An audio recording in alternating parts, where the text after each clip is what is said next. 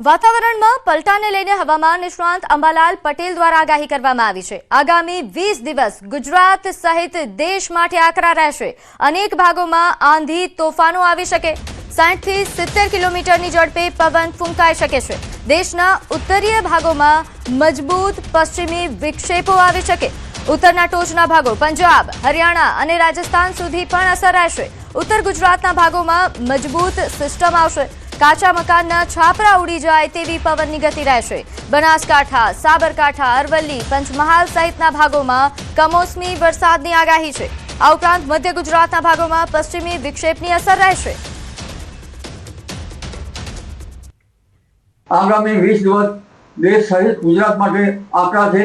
લગભગ દેશના ઘણા ભાગોમાં તો વીજ પ્રભાત અને પવનનો તોફાનો 60 થી 70 કિલોમીટરની ગતિના ભૂભાગો પર થવાની શક્યતા રહેશે।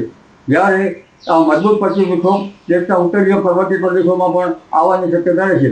જેના કારણે ઉત્તર ભારતના હિમાલયના ટોચના ભાગો, પંજાબ, હરિયાણા, રાજસ્થાન, દિલ્હી કે રાજસ્થાનના ભાગો સુધીમાં તેની અસર થવાની શક્યતા રહેશે। ગુજરાતમાં જોવા જઈએ તો ઉત્તર ગુજરાતના ભાગોમાં સખ્ત પવનના તોફાનો સાથે આ સિસ્ટમ મજબૂત સિસ્ટમ આવી રહી છે।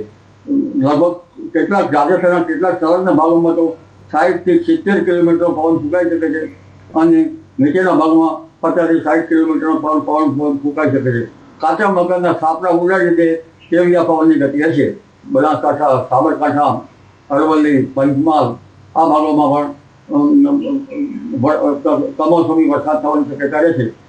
જેની અસર છેક મધ્ય ગુજરાતના ભાગોમાં પણ થવાની શક્યતા રહેશે।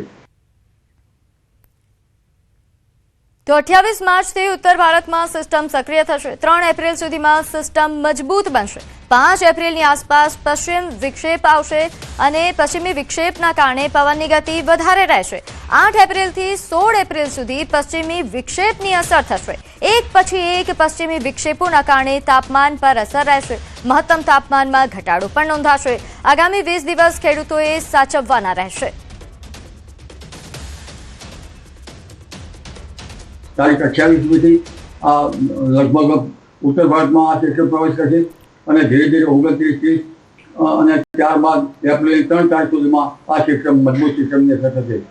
માત્ર 3 તારીખ સુધીમાં નહીં પણ તારીખ 5 તારીખની આસપાસ પણ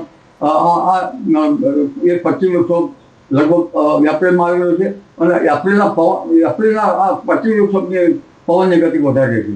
તારીખ 8 થી 16માં પણ પશ્ચિમ વિક્ષોભની અસર થશે। એટલે એક પછી એક પશ્ચિમ વિક્ષોભ એપ્રિલ માસમાં આવતા મહત્તમ તાપમાન અને લઘુત્તમ તાપમાનમાં પણ કંઈક અસર થશે, ઘટાડો થવાની શક્યતા રહેશે। એટલે આગામી 20 દિવસ લગભગ ખેડૂત ભાઈઓએ સાચવવા જેવા રહેશે। તો આગામી 2 દિવસમાં સાબરકાંઠા સહિત સમગ્ર ઉત્તર ગુજરાતમાં મધ્યમથી લઈ ભારે વરસાદની આગાહી કરવામાં આવી છે। ત્યારે આ વખતે આગમચેતી એ જ સલામતીના સૂત્ર હેઠળ તંત્ર અત્યારથી જ કામે લાગ્યું છે। સાબરકાંઠા જિલ્લા વહીવટીતંત્રએ ખેડૂતોનો તૈયાર થયેલો પાક વરસાદ થાય તે પહેલા જ સલામત સ્થળે રાખવા સૂચનો કરવામાં આવ્યા છે। સાથોસાથ હાલમાં એપીએમસી માર્કેટયાર્ડમાં પણ વેપારીઓ સહિત ખેડૂતોનો રાખવામાં આવેલો માલ સામાન કમોસમી વરસાદમાં ન ભીંજાય તે માટે તકેદારી લેવા સૂચનો કરાયા।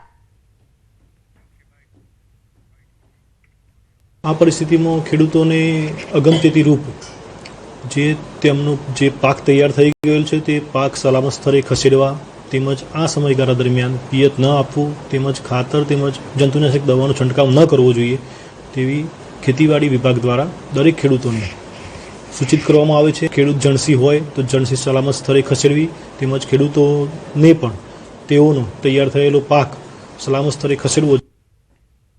વલસાડ જિલ્લાના સંજાણના બંદર રોડ પર એક વૃદ્ધાના ઘરે સનસનીખેજ લૂંટની ઘટના બની, જ્યાં વહેલી સવારે ઘરમાં ઘૂસેલા લૂંટારુઓએ વૃદ્ધાને હથિયારની અણીએ બંધક બનાવી જીવથી મારી નાખવાની ધમકી આપી અને રોકડ તેમજ દાગીના લૂંટી ફરાર થઈ ગયા। બંગલા વિસ્તારમાં અન્ય ઘરોમાં પણ પ્રયત્ન નિષ્ફળ રહ્યા હોવાનું સામે આવ્યું છે। સમગ્ર ઘટના સીસીટીવીમાં કેદ થઈ છે। ફરિયાદના આધારે ઉમરગામ પોલીસે લૂંટારુઓને ઝડપી પાડવા તપાસ તેજ કરી। આ બારી તોડીને મારા ઘરમાં 3 કે 4 ઘૂસ્યા।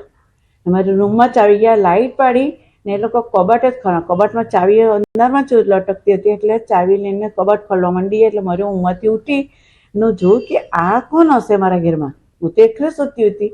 એ લઈ ગયા છે 90,000 રોકડા ને મારી પાકીટમાં 500, 600, 700 રૂપિયા હતા. 600 રૂપિયા ઉપર હતા તે લઈ ગયા. તેમાં આધાર કાર્ડ બી છે.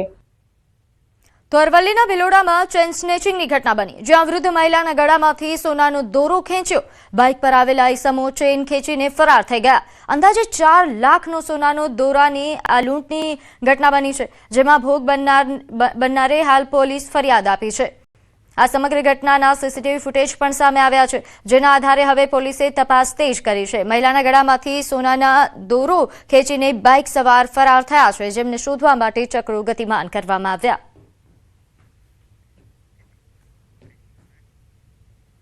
તો વાવ-થરાદના દિયોદર તાલુકાના સોનગઢ પ્રાથમિક શાળામાં ધોરણ 4ના વિદ્યાર્થી સાથે મારપીટ થવાનો ગંભીર આક્ષેપ થયો છે. માહિતી મુજબ લખવા માટે પેન્સિલ લેવા જતા શિક્ષક દ્વારા વિદ્યાર્થીને સોટી વડે માર મારવામાં આવ્યો, જેના કારણે વિદ્યાર્થીને સારવાર માટે ખસેડવાની ફરજ પડી. પરિવારજનોએ આક્ષેપ કર્યો કે વિદ્યાર્થીને માત્ર માર નથી મારવામાં આવ્યો, પરંતુ દિવસભર ભૂખ્યો પણ રાખવામાં આવ્યો. આ બનાવ બાદ પરિવારજનોએ ભારે રોષ વ્યક્ત કર્યો અને જવાબદાર શિક્ષક સામે કડક કાર્યવાહી કરવાની માંગ ઉઠાવી. પેન્સિલની જરૂર હતી એટલે મેં લીધી હતી અને પેન્સિલ શાળામાં ગયો ને સાહેબે મને માર્યો. પછી સાહેબને પેન્સિલ પાછી આલી પડી. 2 વાગે ખાવાય નતું દીધું અને ઘરે આવ્યો ને એટલે મારા પપ્પાને કીધું. મારા પપ્પા 10 વાગે દવાખાને લઈ ગયા અને દવાખાને ગોળીઓ આલી હતી. પછી ગોળીઓ લીધી હતી અને હાથે ગોટી લાગી હતી અને મોરા ઉપર થોડી હતી. તો તમે આર્યો કોઈ મીચી જતો ને કે તમને બાસુરીનો કેસ તમારા ઉપર લાગુ કર્યું તો સાહેબ હું એક મજૂરી કરું છું અને આ મજૂરી કરીને મારું ઘર હેડાડું છું અને તો બાસુરીનો કેસ લાગે મારાથી કોઈ પૂરું થાય એવું નહીં સાહેબ. અને આ છોકરો હવે ડરી ગયો છે કે હું શાળામાં ભણવા આવ્યું નહીં. એટલે હવે હું કોઈ કાર્યવાહી કડકમાં કડક પગલાં લેવરાય. તો રાજકોટમાં ભૂતપૂર્વ શિક્ષિકા સાથે આચરવામાં આવેલા દુષ્કર્મનો મામલો, જેમાં ભૂતપૂર્વ વિદ્યાર્થીના પત્નીએ ગંભીર આક્ષેપ કર્યા. પતિ પર બળાત્કારની ખોટી ફરિયાદ નોંધવામાં આવ્યા હોવાનું જણાવ્યું. પતિને ફસાવ્યા હોવાના આરોપ સાથે પોલીસ કમિશનરને રજૂઆત કરી. ગુનો કોર્ટમાં સાબિત થાય તે પહેલા જ બદનામીના ડરથી પતિએ આપઘાતનો પ્રયાસ કર્યો હતો. પોલીસ કમિશનરને બધાને જ અરજી છે કે અમારી અરજી બી સાંભળો, કે અમારા જે પુરાવા છે એ મોકો આપો અમને, તમને પેશ કરવાનો, જેમાં બધા પ્રૂફ છે અમારી પાસે કે મારા ઘરવાળે કાંઈ નથી કરેલું. તો ગાંધીધામ સ્થિત ડીપીએસમાં ફી વધારા મુદ્દે વિવાદ ઉગ્ર બન્યો છે. વાલીઓ શાળામાં આવી વિરોધ કરતા જોવા મળી રહ્યા છે.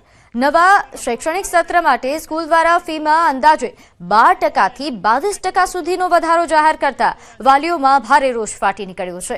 એટલું જ નહીં, ફી વધારાની સાથે સાથે સ્કૂલ દ્વારા ₹12,000 જેટલી નવી ટેકનોલોજી ફી પણ ઉમેરવામાં આવી છે, જેને વાલીઓએ અયોગ્ય ગણાવી વિરોધ નોંધાવ્યો. આ મુદ્દે મોટી સંખ્યામાં વાલીઓ સ્કૂલ ખાતે રજૂઆત કરવા પહોંચ્યા હતા, પરંતુ તેમને અંદર પ્રવેશ ન આપવામાં આવ્યો હોવાના આક્ષેપ થઈ રહ્યા છે. શાળાના ગેટ પાસે વાલીઓ દ્વારા વિરોધ કરવામાં આવ્યો. और आज की मीटिंग का डेट था 28 को. हम लोग वहाँ पहुँचे हैं. करीब 2 घंटे हो चुके हैं, अभी तक कोई रिस्पांस नहीं आया है. इवन यहाँ तक कि कोई रिप्रेजेंटेटिव यहाँ पे प्रेजेंट नहीं हुए हैं. हम लोग ने उनको ये फीस का हम लोग को मैसेज जब आया कि हाइक की है, टेक्नोलॉजी फीस ऐड की है 12,000 की और सेशन फीस हमारी बढ़ा के 16,000 से 19,000 की है. हम उनको 6 मार्च से रिक्वेस्ट कर रहे हैं कि प्लीज आप हमको इसका जस्टिफिकेशन दें. अभी हमारी फीस इंक्लूडिंग ट्रांसपोर्टेशन 1,30,000 जा रही है, तो हमको उसका जस्टिफिकेशन चाहिए.